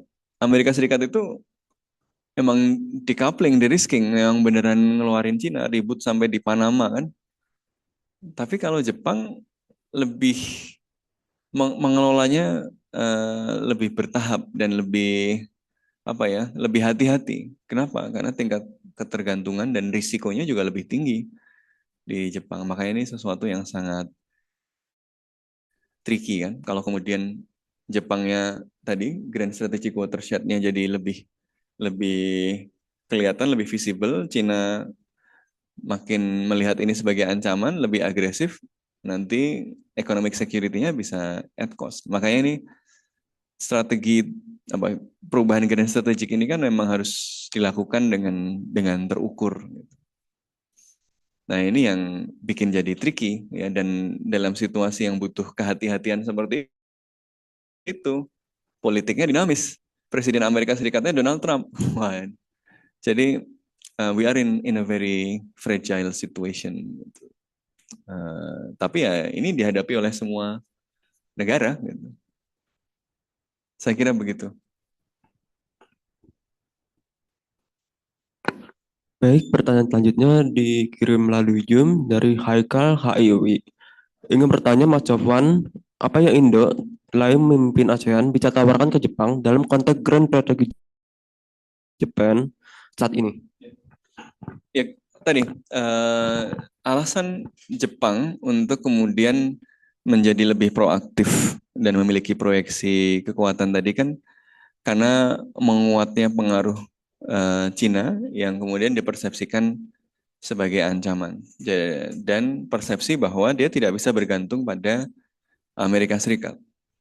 Tapi kalau ASEAN itu kemudian bisa menjadi institusi yang memastikan, yang mendorong, yang memfasilitasi pengelolaan potensi konflik antara Amerika Serikat, Jepang, dan Cina di kawasan, kebutuhan untuk kemudian mengeksekusi proyeksi kekuatan itu kan terbatas. Bukan berarti kemudian ASEAN menawarkan Jepang nggak usah memperkuat diri, enggak. Tapi ASEAN bisa memiliki porsi lebih luas dari komponen ketahanan Jepang tadi. Kan komponennya kan sekarang disusun oleh satu US Security Alliance, kedua oleh peningkatan kapasitas Jepang sendiri, ketiga oleh network alliance tadi kan, oleh lattice network tadi, oleh network deterrence tadi dengan minilaterals dan seterusnya. Kalau kemudian kita bisa membuat komponen berikutnya, yaitu komponen keempat ini lebih dominan, kan kebutuhan untuk rely on yang lain itu bisa lebih kecil. Dan dengan demikian sebenarnya lebih menguntungkan juga untuk Jepang dan untuk Cina dan untuk Amerika Serikat. Karena kemudian mereka tidak dipaksa untuk masuk ke dalam subsidized trap. Kalau ASEAN bisa jadi institutional provider, bisa menjadi norm provider, ya, dan bisa jadi convening power ya, untuk kemudian mengelola relasi di kawasan itu. Kelemahan ASEAN justru sebenarnya bisa jadi kekuatannya karena dengan dia bukan bagian dari alliance dan dia nggak kuat, dia bukan kekuatan yang dianggap mengancam oleh semuanya, ASEAN bisa kemudian memfasilitasi pengelolaan hubungan di antara great powers tersebut. Nah, problemnya adalah kalau dia terlalu lemah, dia nggak bisa membeli kepercayaan negara-negara besar ini. ASEAN aja sikapnya nggak jelas, sebagian pro Cina, sebagian pro Amerika. Nggak bisa gitu. Tapi ASEAN itu menurut saya, ASEAN is what states make of it. Kalau kita nggak percaya pada ASEAN, ya ASEAN memang nggak akan jalan dan nggak akan bisa jadi institutional provider, nggak bisa jadi norm provider. Tapi kalau kita percaya pada ASEAN dan invest enough pada ASEAN, ASEAN itu punya modal sosial yang cukup besar untuk melakukan itu. Misalnya nih, salah satu yang berkaitan langsung sama Jepang. Cina itu menolak ide Indo-Pasifik. Karena ide Indo-Pasifik itu dianggap oleh Cina sebagai containment. Mau dibuat berbusa-busa seperti apa, Cina menganggapnya sebagai containment. Tapi Cina itu menggunakan terminologi Indo-Pasifik ketika ngomong apa? ASEAN Outlook on Indo-Pasifik. Jadi ya walaupun kita sering menganggap ASEAN nggak terlalu penting gitu ya, tapi ASEAN itu penting gitu. Karena mana platform yang sekarang bisa mengumpulkan Cina, Amerika Serikat, Korea, Jepang dalam satu tempat. Ini platform-platform yang disediakan oleh ASEAN, walaupun baru ngomong doang. Iya, gitu. Jadi yang diperlukan adalah ASEAN yang lebih kuat, jelas mau mengelola kawasan seperti apa, punya leadership yang jelas gitu ya. Sehingga kalau apa yang bisa ditawarkan? Kalau kemudian dia bisa menawarkan platform, dia bisa menawarkan leadership, bisa menawarkan convening power dan management of relations tadi, kekhawatiran-kekhawatiran yang dirasakan Jepang, yang dirasakan Cina, yang dirasakan oleh Amerika Serikat, yang semuanya mutual itu bisa dikelola dengan lebih baik gitu loh. Karena Jepang nggak mungkin percaya Cina, nggak mungkin percaya Amerika Serikat, tapi Jepang bisa percaya ASEAN. Cina nggak mungkin percaya Jepang, nggak mungkin percaya Amerika Serikat, tapi dia bisa percaya ASEAN, dan seterusnya dan seterusnya. Bisa loh, saya nggak mengatakan sudah percaya. Sekarang yang menghalangi itu bisa terjadi karena ASEAN-nya lemah. Kenapa ASEAN lemah? Karena nggak punya visi yang jelas, nggak punya leadership. Kenapa nggak punya leadership? Karena Indonesia tidak memainkan panggilan historis sebagai ASEAN leader itu. Jadi ya, it's our call. Jadi ya itu ASEAN itu what states make of it. Ya, kalau kita percaya sama ASEAN, ASEAN bisa. Kalau enggak, ya enggak bisa. Dan sayangnya sekarang kita nggak percaya rasanya sama ASEAN. Kita merasa bahwa, waduh, ini nggak bisa dikelola nih Cina sama Amerika kan. Saya kira itu. Terima kasih. Baik, adakah pertanyaan selanjutnya? Atau mungkin Oh, kalau Indonesia sendiri apa? Ya Indonesia tadi dalam kerangka network deterrence. Tadi kan Indonesia sama Jepang bisa saling menguntungkan. Yang pertama, Indonesia bisa menjadi mitra Jepang untuk mengimbangi weight-nya Cina di Asia Tenggara. Walaupun Indonesia tentu tidak akan konfrontatif, tapi semakin kuat Indonesia, kan semakin kuat ASEAN, semakin kuat ASEAN dan semakin kuat Indonesia, Cina bisa diimbangi kan, tanpa harus Jepang melibatkan diri langsung yang berisiko jadi konflik yang lebih besar. Kemudian yang kedua, ya Indonesia bisa memanfaatkan itu untuk kemudian meningkatkan kapasitasnya Indonesia yang works beyond soal mengontrol dan mengimbangi Cina dan punya deterrence untuk Cina gitu. Jadi secara bilateral juga hubungan Indonesia dan Jepang bisa lebih konvergen sebenarnya. Dari secara ekonomi juga Indonesia bisa menawarkan sebagai bagian dari upaya penguatan resilience tadi. Indonesia adalah produsen utama beberapa resource utama, beberapa critical minerals utama yang penting. Indonesia juga bisa menjadi tempat untuk misalnya memindahkan beberapa perusahaan pabrik gitu ya yang tadinya banyak di Cina. Jadi ada alternatif. Jadi alternatif sebagai bagian dari tempat penguatan resiliency supply chain bagi Jepang. Problemnya kan Indonesia harus membuktikan diri dan menunjukkan bahwa dia cukup solid untuk menguatkan economic security-nya Jepang nih. Misalnya dia tidak dikontrol Cina, dia tidak memiliki ketergantungan yang berlebihan terhadap Cina, misalnya kalau di concernnya Jepang kan ya. Nah ini PR yang kemudian perlu dijawab oleh Indonesia juga kan. Seberapa solid, jadi tingkat ketergantungannya pada Cina seperti apa. Kemudian ya faktor institusional. Kalau Jepang misalnya mindah pabriknya dan melakukan transfer teknologi ke Indonesia, bisa sukses nggak? Bikin pabrik berapa lama di Indonesia? Seberapa mudah perizinannya dan seterusnya. Nah itu kan yang kemudian masih jadi concern di Jepang. Jadi yang ditawarkan oleh Indonesia bisa banyak selain peran di ASEAN sebagai mitra untuk mengimbangi Tiongkok, walaupun soft ya sifatnya terhadap Tiongkok di kawasan. Kemudian yang kedua, ya sebagai mitra untuk memperkuat resiliensi supply chain Jepang di berbagai sektor. Saya kira itu. Baik, apakah ada pertanyaan lagi?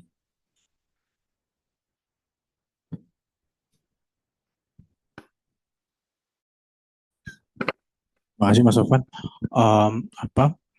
Sangat menarik untuk membahas perkembangan ini.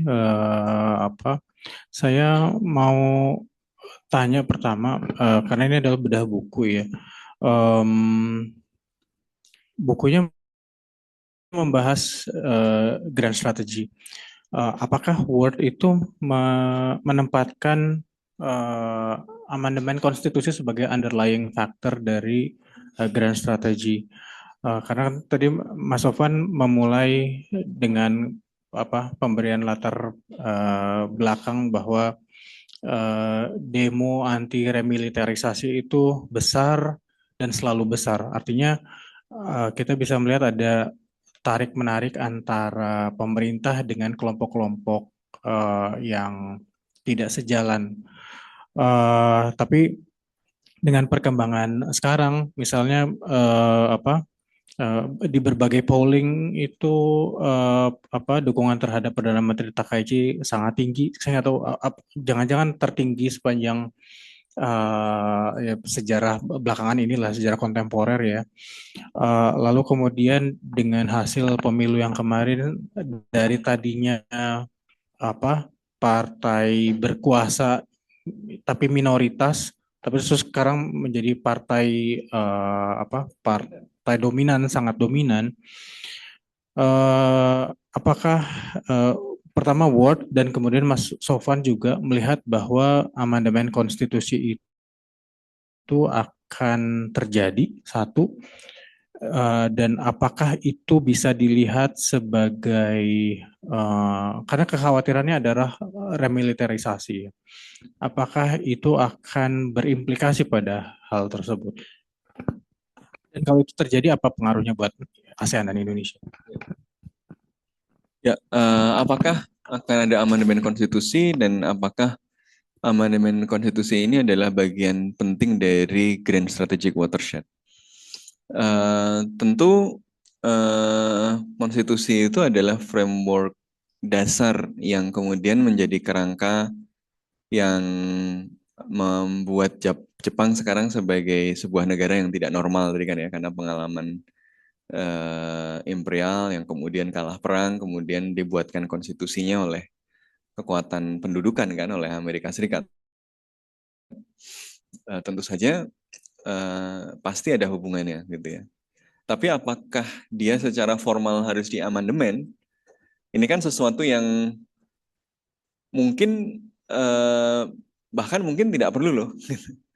Kan perubahan-perubahan konkretnya aja sudah terjadi sebenarnya. Makanya argumen Word di sini kan mungkin strategic watershed-nya itu tidak perlu menunggu amandemen konstitusi yang itu secara formal kan. Yang penting bagaimana work around antar constraint-constraint yang lahir dari framework konstitusional itu kan. Tapi kalau bisa kemudian dibongkar sekalian, tentu pasti sangat senang dilakukan gitu loh. Tapi karena rejection dari publik sangat luas kan, tentu ini harus dikelola. Kalau sekarang ngotot misalnya melakukan amandemen, dampaknya seperti apa? Tapi saya kira kemungkinan kemungkinan besar itu ya kemungkinannya mungkin sedikit lebih besar sekarang. Kenapa? Karena tadi momentum politiknya ada.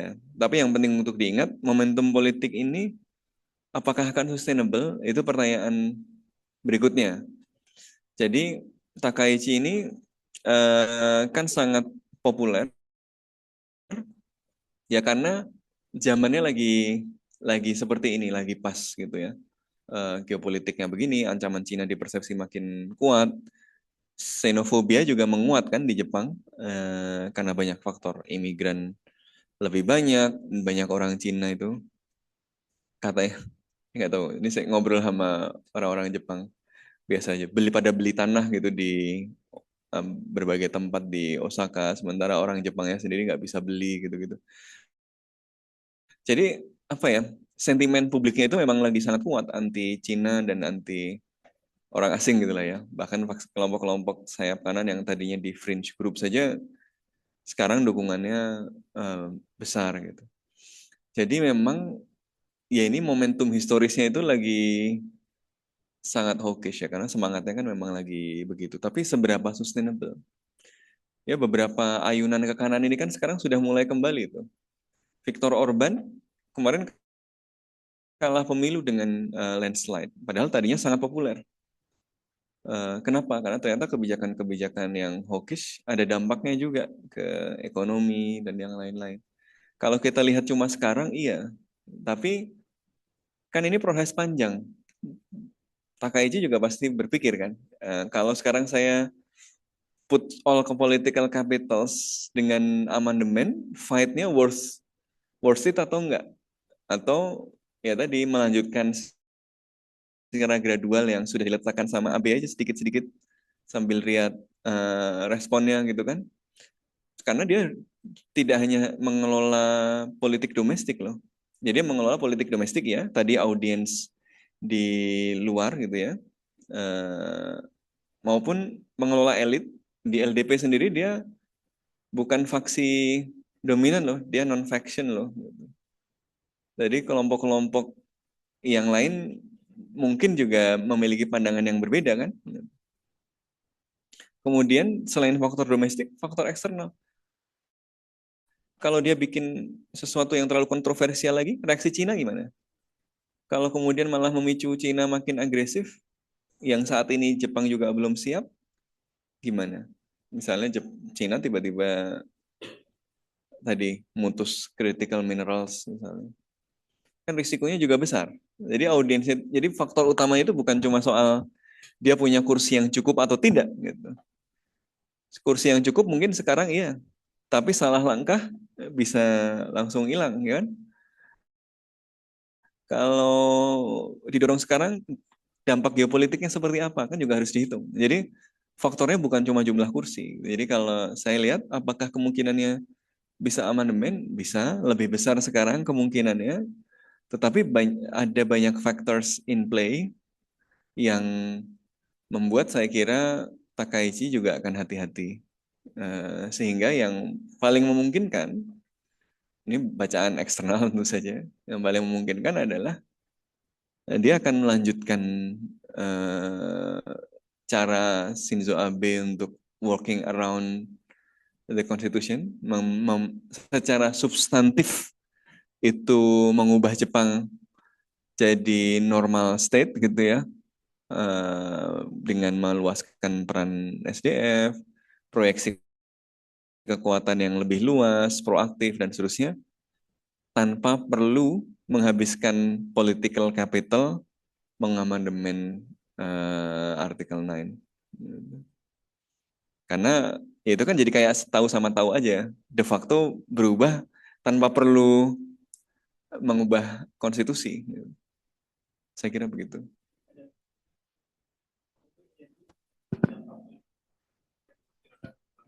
Kalau terjadi, saya kira risikonya besar karena kalau terjadi amandemen, Cina akan menganggap itu sebagai sinyal yang sangat kuat bahwa Jepang ini jadi ancaman gitu ya. Dan kalau itu terjadi, Cina akan merespon dengan lebih kuat gitu ya. Dan dia akan gunakan semua leverage yang dia punya terhadap Jepang maupun melalui jalur-jalur lain di kawasan, termasuk kita mungkin akan keseret-seret juga kan, apalagi dengan tingkat ketergantungan yang tinggi dengan Tiongkok, tapi juga sekaligus Jepang adalah mitra yang penting. Wah, itu pukulan besar buat kita kalau keduanya ribut. Kalau Jepang sama Cina ributnya serius, kita ya jadi pelanduk yang terhimpit di tengah-tengah dua gajah yang bertarung. Jadi ya at our best interest untuk mencegah risiko-risiko benturan ini terjadi.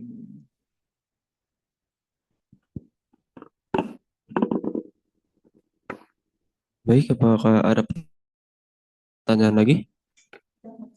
Terkait dengan minyak.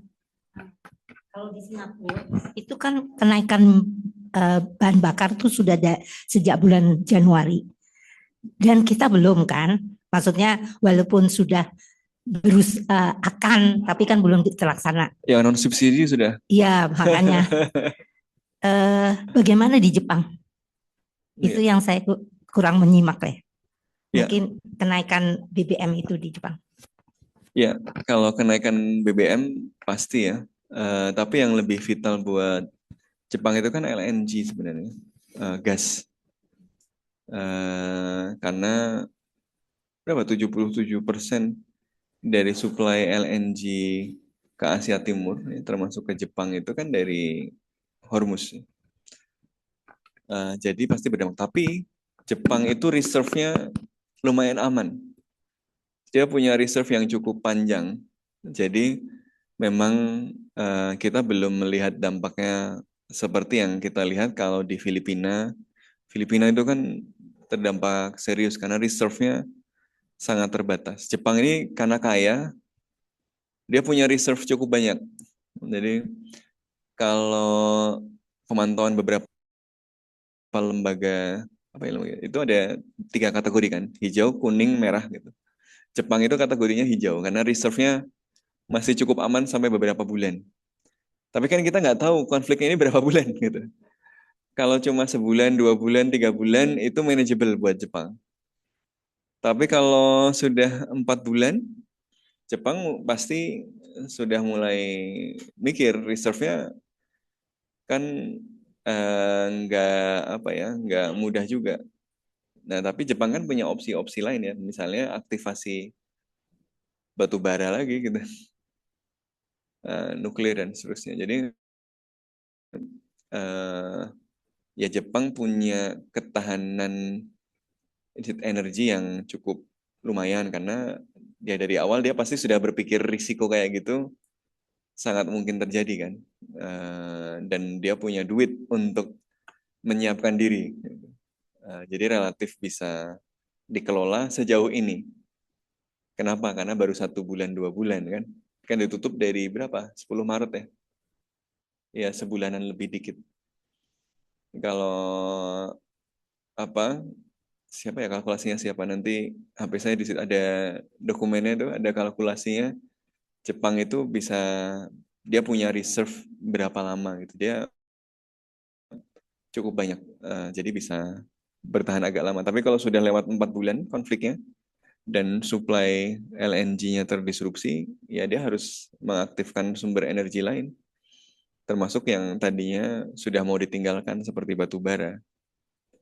Makanya kan kalau Indonesia bicara malah windfall kan, windfall batu bara nih, orang tadinya nggak beli batu bara, jadi ada yang mau beli lagi nih gitu kan. Tapi itu artinya juga kerusakan lingkungan, emisi itu juga gitu kan. Ya, choose your ways to die gitu. Choose your ways to die. Kita agak repot hari ini. Baik, apakah masih ada yang mau bertanya?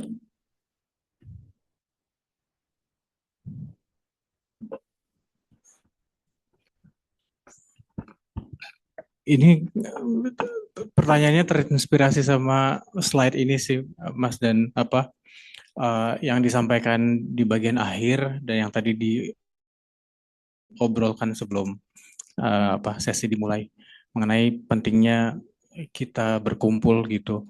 Hari Senin itu kemarin ya, enggak, 2 hari lalu kan PSG dan Departemen HI berkolaborasi menyelenggarakan kuliah umum Dubes, dan di situ saya pribadi sih sebagai yang lebih familiar sama bidang humaniora, jadi lebih dapat gambaran mengenai teman-teman di HI atau social sciences itu kalau mengkaji Jepang uh, punya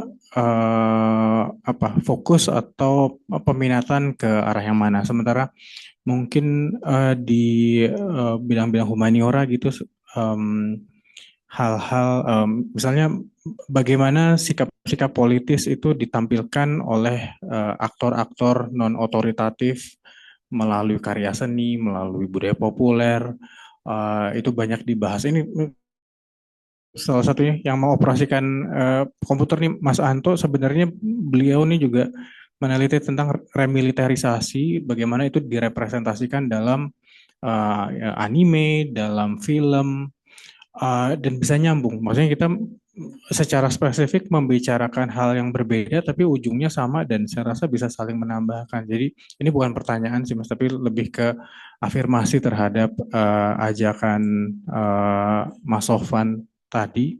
Nggak tahu ini sebutannya apa ya, apakah dialog social sciences dan humanities. Dari dulu juga udah temenan sih. Yang kita wilayah-wilayah sumber pemikiran-pemikiran aneh ya. Tapi dari yang tadi disampaikan bisa kita dorong supaya Japan Specialist nih lebih kelihatan, lebih bisa berkontribusi.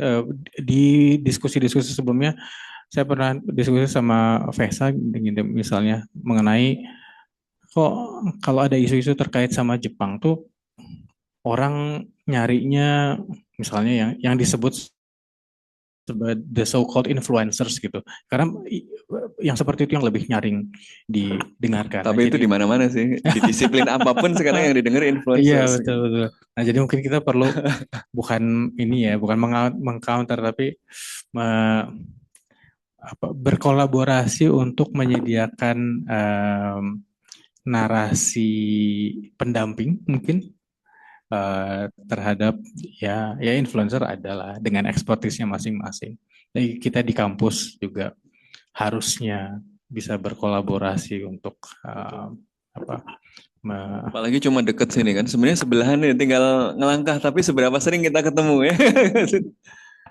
It should be not that difficult untuk kita membangun sebuah komunitas epistemik yang serius gitu ya, tapi somehow kita sibuk masing-masing gitu kan. Tapi ini panggilan historis ini untuk merapatkan barisan.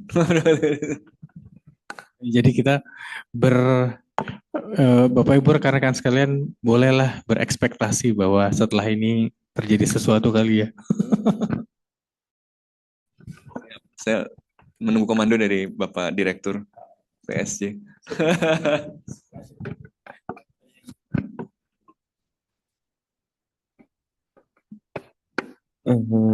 Apakah masih ada pertanyaan lagi?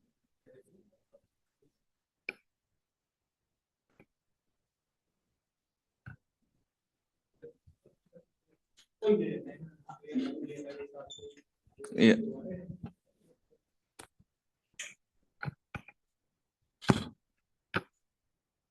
Mungkin saya mau menyambung pertanyaannya Himi Sensei yang sebelumnya.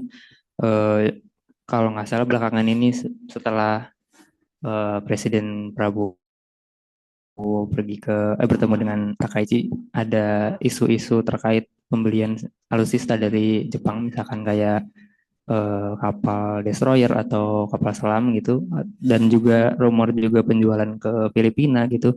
Apakah menurut pandangan Pak Sofwan itu bisa memancing reaksi keras dari Cina gitu untuk di kawasan Asia Tenggara.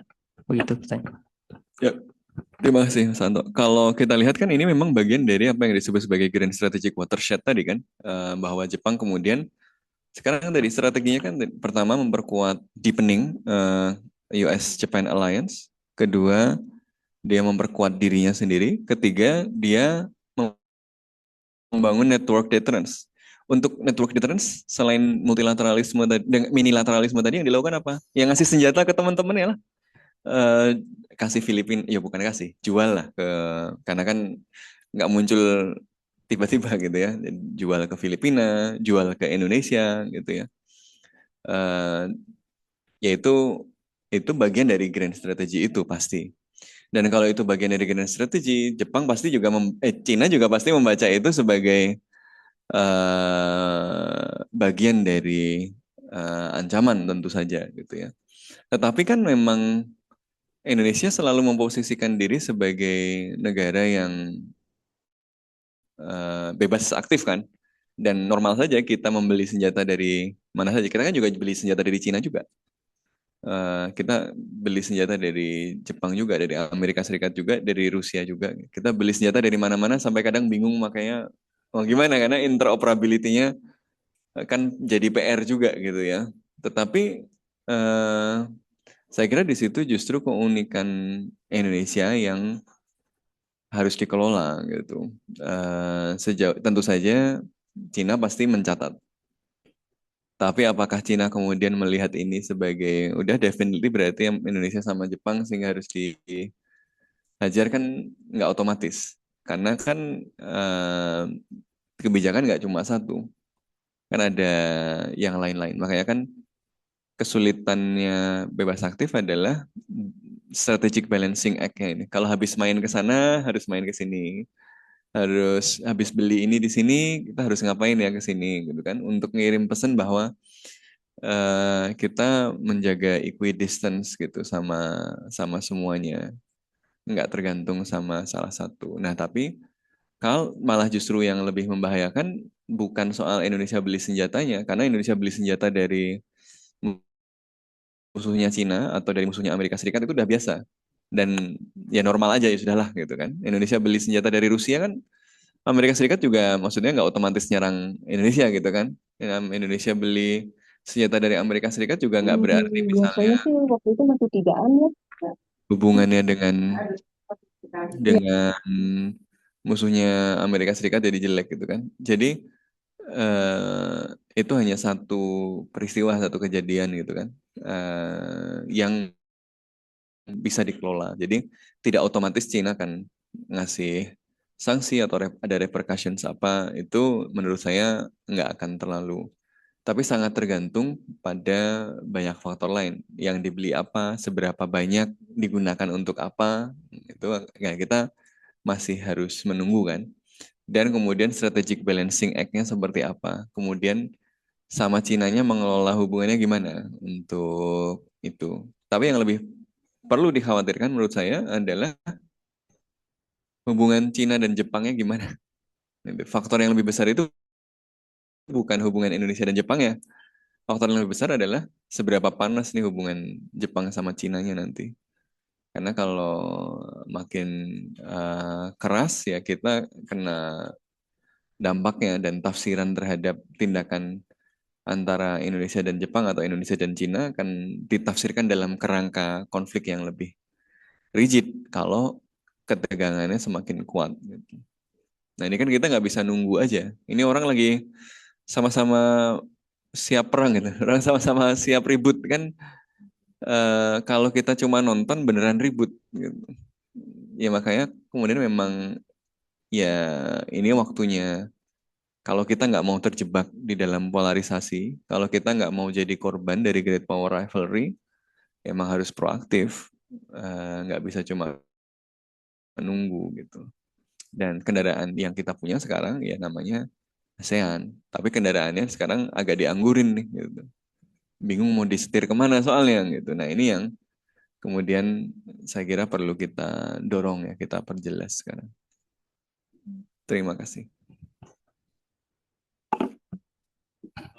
Ini mungkin sebelum menutup ya, Mas Sofwan, dan balik lagi ke apa pembahasan tentang studi Jepang sih.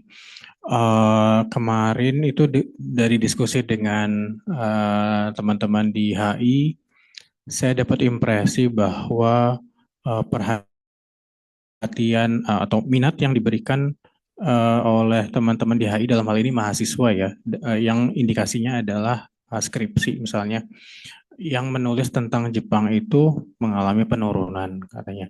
Nah, kami sih di misalnya program studi Jepang di FIB yang nggak mungkin nurun kan, karena pasti 100% tentang itu ya. Jadi kami nggak dapat sense apa penurunan tersebut. Tapi rupanya ada begitu di studi hubungan internasional.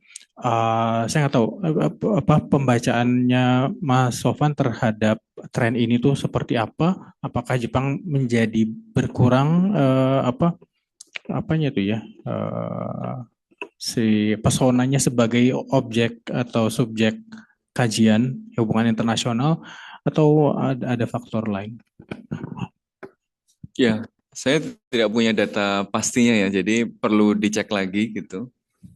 Cuma memang ada impresi bahwa minat terhadap kajian mengenai Jepang ini kan memang berkurang. Kalau impresi saya, sekali lagi ini cuma guess saja ya, belum penelitian. Kalau penelitian kan perlu dilihat variabelnya beneran. Tapi tebakan saya adalah, ya satu, ini refleksi dari perubahan di dalam politik internasional tentu saja. Dulu kan Jepang ya sejak 70-an adalah mitra utama di Indonesia, beasiswa banyak dari Jepang, pengaruh Jepang di ekonomi, pengaruh Jepang di teknokrasi Indonesia kan luas gitu ya. Tapi situasi itu kan sedikit banyak berubah dalam setidaknya 10-15 tahun terakhir kan, sejak 2010-an itu ketika ya Cina kemudian menjadi salah satu pemain besar ya, pemain utama, dan dia dalam banyak hal kemudian menggantikan peran Jepang kan sebagai beberapa pendana utama proyek infrastruktur besar, sebagai mitra ekonomi yang utama untuk perdagangan, ekspor, impor, dan seterusnya. Walaupun uniknya adalah Cina itu jadi mitra utama, tapi kekhawatiran pada Cina itu tetap tinggi gitu. Tapi itu kan justru membuat kajiannya jadi lebih menarik.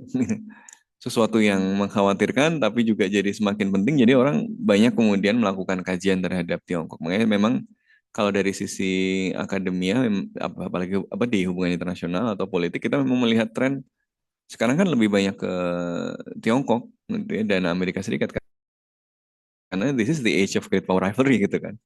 Dan Jepang karena dia secara keamanan saja merupakan bagian dari sekutunya Amerika Serikat, seringkali kemudian ketutupan karena itu. Ini dari segi great power rivalry ya. Dari segi kemitraan dengan Indonesia, Cina makin besar, makin dominan. Walaupun kalau kita lihat Jepang tetap pemain besar loh sebenarnya. Tapi tadi low profile tadi gitu ya. Bappenas itu kalau dia sama paling banyak tetap sama Jepang. Pak Wiknyo itu dia direktur apa ya, pelatihan atau apa gitu di Bappenas. Itu dulu satu angkatan saya sama saya di Ritsumeikan. Rombongan Bappenas tuh banyak banget. Dulu yang Bappenas itu dari beasiswa JICA gitu ya, dan seterusnya. Jadi Jepang itu masih pemain besar. Tapi karena Jepang itu mainnya sudah lama, itu taken for granted. Ya kan, orang yang udah ada di situ terus selama puluhan tahun, ya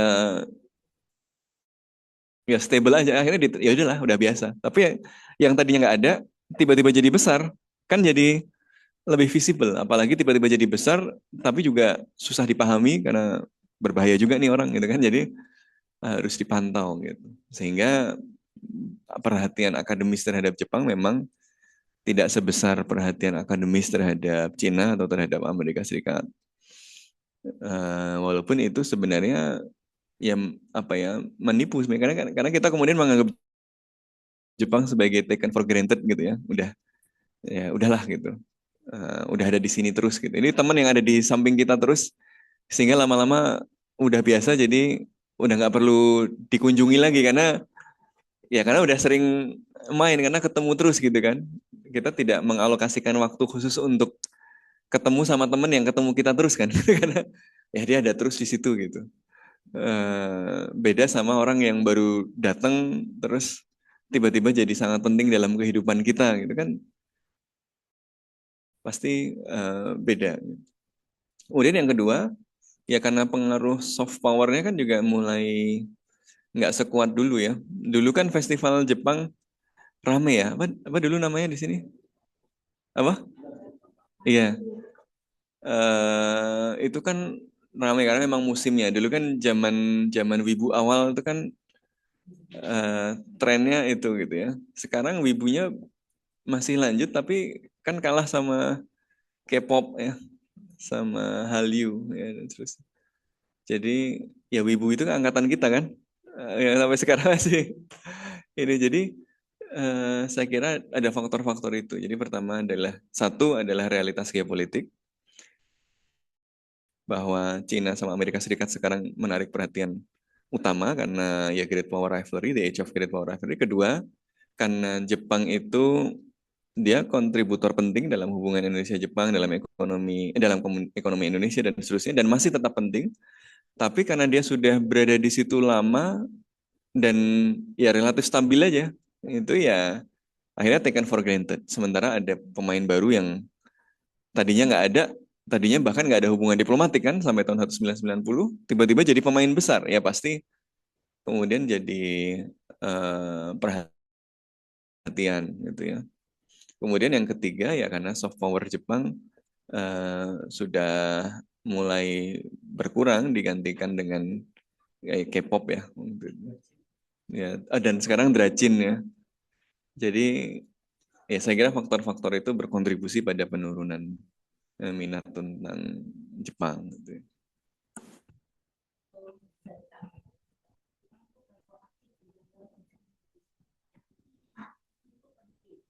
Soalnya persaingan ini kan dari segala arah. Vietnam sudah mulai tumbuh ekonomi. Negara yang baru merdeka kemarin sore lah katakannya. Jadi kita sudah sebagai consumer ya, negara kita ini lebih consumer kan. Jadi itu yang harus dihadapi. Betul. Jadi Jepang memang kayak apa ya? Karena sudah lama pemain di sini dan sudah nyaman, sudah familiar, ketika terjadi perubahan ini memang sepertinya apa ya? Yang taken for granted Jepang sebagai mitra itu nggak cuma kita gitu ya. Kemudian nggak penting karena sudah toh nggak diapa-apain juga segini gitu. Jepang sendiri juga mungkin begitu. Mungkin kita sudah most trusted partner gitu ya. Jadi tidak merasa perlu terlalu agresif dan terlalu berinisiatif karena toh kita kan sudah berhubungan lama gitu. Coba lihat anggaran untuk PSG berapa disupport. Apakah meningkat atau enggak dan seterusnya gitu kan menunjukkan juga seberapa besar inisiatif untuk itu. Jadi saya kira ya dua-duanya harus proaktif. Kita juga menganggap taken for granted, Jepangnya juga taken for granted. Itu jadi apa ya? Jadi memang kemudian ya stagnan gitu. Jadi, nah menurut saya disinilah peran kajian Jepang bisa kemudian mendorong proaktif itu karena jadi bisa ngirim pesan kan ke sana bahwa kita pengen lebih tahu Jepang loh dan dengan pemahaman yang lebih baik sesama kita ada banyak hal yang bisa kita lakukan yang saling menguntungkan yang lebih optimal gitu. Masalahnya kan sekarang epistemic community-nya ini yang perlu lebih diaktifkan gitu. Saya kira itu. Baik, untuk cuci jawab sudah tutup. Selanjutnya, terima kasih kepada Sensei dan teman-teman yang sudah menunjukkan antusiasmenya dalam sesi diskusi dan tanya jawab. Sekarang kita tiba di penghujung acara hari ini. Namun sebelum menutup rangkaian kegiatan, izinkan kami memberikan apresiasi kepada Pak Sofwan yang telah membagikan ilmu dan wawasan yang berharga. Sebagai bentuk penghargaan dan ucapan terima kasih, kami akan menyerahkan sertifikat kepada pembicara kita.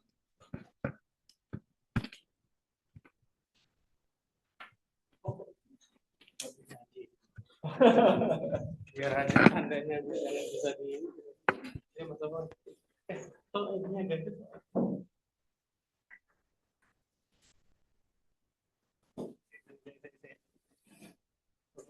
Tutupnya Mas ya.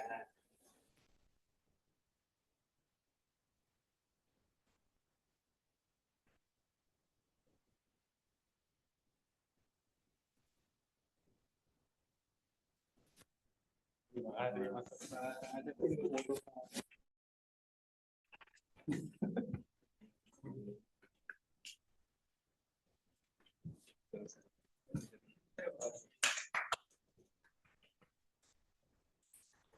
Dengan demikian, telah sampailah kita pada penghujung acara Ibuki Reading Club edisi April 2026. Terima kasih kepada Pak Sofwan atas wawasan menarik dan informatif yang diberikan. Partisipasi dengan antusias. Semoga pembahasan hari ini dapat menambah wawasan kita semua mengenai topik yang diangkat dalam buku ini. Kami juga berharap acara ini bisa menjadi wadah yang bermanfaat bagi kita untuk menggali ilmu dan berdiskusi mengenai berbagai kajian menarik di masa mendatang. Namun sebelum menutup acara ini, izinkan saya untuk mengumumkan kegiatan Pusat Studi Jepang selanjutnya. Pada tanggal 30 Mei 2026 nanti, kami akan mengadakan sesi selanjutnya dari seri seminar online Japanese Studies in Southeast Asia bersama peneliti yang antusias dalam memberikan wawasannya. Kegiatan ini dilaksanakan secara online mulai dari pukul 10 hingga jam 12 siang. Jika teman-teman tertarik, silakan mendaftar melalui tawitan yang akan diberikan di Instagram PSJUI. Kegiatan-kegiatan Pusat Studi Jepang Universitas Indonesia akan selalu dipublikasikan melalui akun Instagram kami. Jadi jangan lupa untuk ikuti akun Instagram untuk mengetahui informasi terbaru mengenai Pusat Studi Jepang.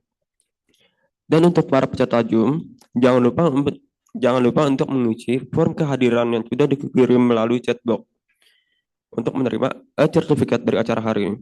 Sekian dari saya. Mohon maaf jika ada kesalahan kata. Wassalamualaikum warahmatullahi wabarakatuh. Sampai jumpa di edisi selanjutnya dari Ibu Guru Reading Club.